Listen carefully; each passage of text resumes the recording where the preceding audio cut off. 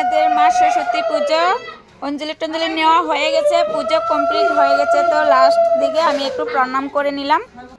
তো বন্ধুরা আমরা যাচ্ছি অঞ্জলি দিতে ছেলে মেয়েকে নিয়ে, এই যে সরস্বতী পূজায়।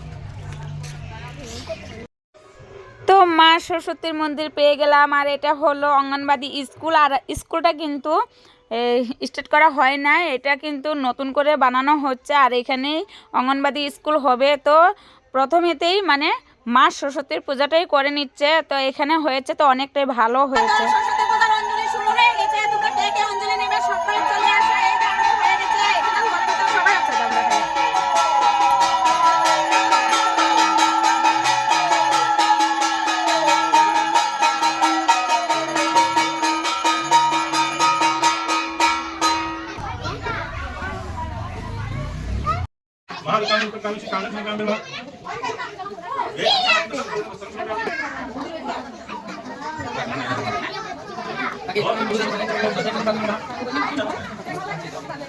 তো এখানে স্কুলটা হয়েছে, ভালোই হয়েছে। আমরা মানে কাছের মানুষ হয়তো অনেক দূরে যেতে পারবো না, আর প্রত্যেক বছরই মানে অনেক দূরে দূরে গিয়ে অঞ্জলি নিতে হয়। তো এবার কিন্তু সামনেই অনেকটাই আনন্দ লাগছে।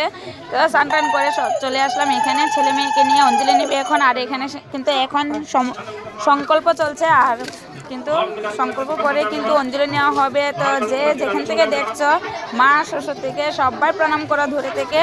তো দেখো এখানে কিন্তু ছোট ছোট বাচ্চারাই কিন্তু এই স্কুলে পড়বে।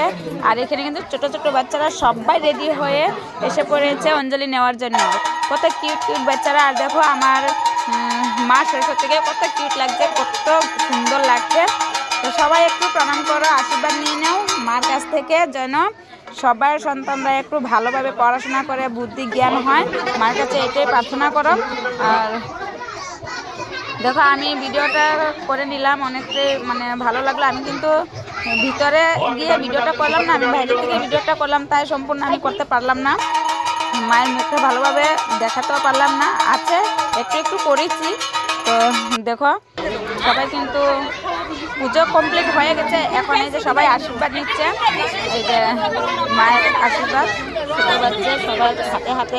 তো আমি একটু বেঁধে নিলাম, তাকে বললাম আমাকে একটু বেঁধে দিতে, তো আমিও বেঁধে নিলাম। আর এইদিকে দেখবা এই ছোট ছোট বাচ্চারা কত আনন্দ করে এই সুতোগুলো নেওয়ার জন্য, মানে একদম লাইন পেতে মানে সুতোগুলো নিচ্ছে। তোমরা শুধু ভিডিওটা স্কিপ না করে ভিডিওটা দেখে যাও।